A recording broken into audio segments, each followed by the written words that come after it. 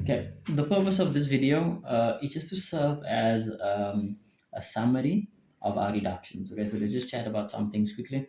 When you do your reductions, let's start here with the Cartesian plane. You generally have a Cartesian plane, right? Something that looks like that. And then we know um, over here, the fourth quadrant is going to be a C. We know in this quadrant is a A. We know there's a S and we know there's a T. So we know cost, right? C-A-S-T, cost. And that's where all of your letters go. What does the A stand for? A says everything is positive here. S, sign is positive here, right? So only sign is positive here. Cos and tan is negative.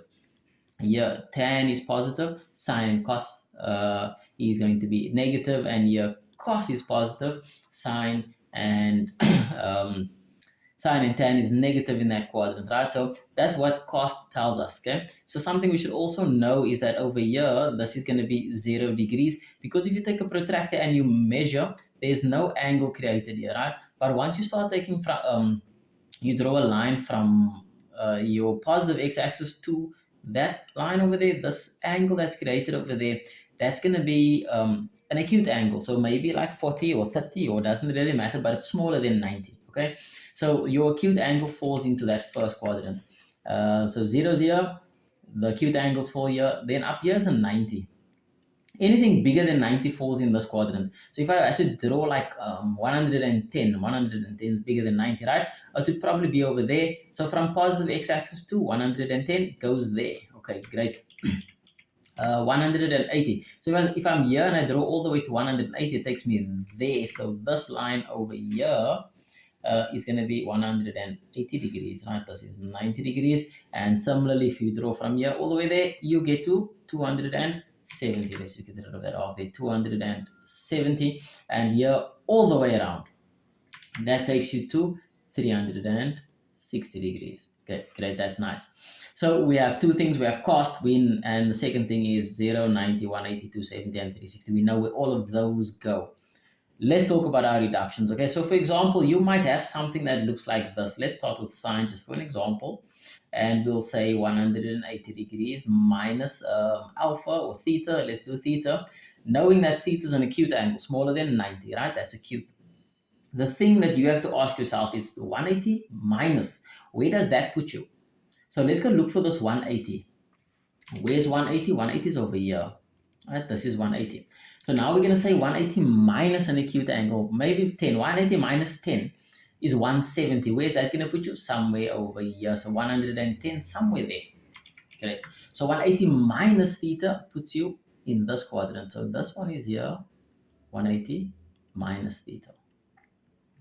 Let's say you've got a sine of 180. Let's go plus an acute angle, so plus theta. 180 is still there, right? If you add 10, 180 plus 10, or if you add 20, let's make it 200. 200 is going to put you in this quadrant. So if you draw a line there, you make that, that's going to maybe be 200, right? 180 plus. So 180 plus theta is going to put you over here. So this over here, third quadrant is 180 plus theta. Then over here, right, then you have 360. So if you say 360 minus, that's going to put you in this quadrant here, 360 minus. If I say 360 plus, puts me back in my first quadrant, 360 plus. Okay, so how does all of this help me? This tells me when I have sine 180 minus, sine 180 minus, 180 minus, where's 180 minus? That's in this quadrant. Sine, I'm dealing with sine. Is sine positive or negative there? Well, it is in the S quadrant, so sine is positive. So this reduces to positive sine theta. How about this one? Sine 180 plus. All right, so 180 plus, where does that put me? 180 plus puts me in this quadrant here. So I ask myself, sine, because I have sine, is sine positive or negative there? Sine is negative in that quadrant, so we'll say this is minus sine of theta. Okay, another example. Let's say maybe you have cos. How about 360 minus theta? Right, 360 minus. Where's 360? Over here. Minus is going to put me here. Cos, positive or negative here? Cos is positive in your fourth quadrant. So this reduces to positive cos theta. Right, how about cos 360 plus? Okay, let's go with that. 360 plus 360 is here, plus puts you in this quadrant. Everything is positive in that quadrant, right? So 360 plus is going to be a positive cos of alpha. More examples. How about 10? Let's go with 10 and let's say 180 minus.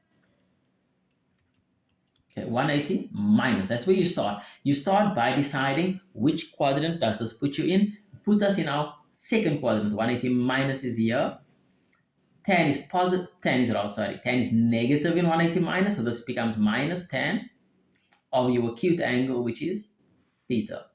Or how about 10, 180 plus? So 180 plus 180 is here. Plus puts you in third quadrant. 10 is positive there. So this reduces to positive 10 of theta. Let's cut the video there. Hopefully that was enough help. Like the video, subscribe to the channel, and share the content with anyone doing pure math, technical math, grade 10, 11, or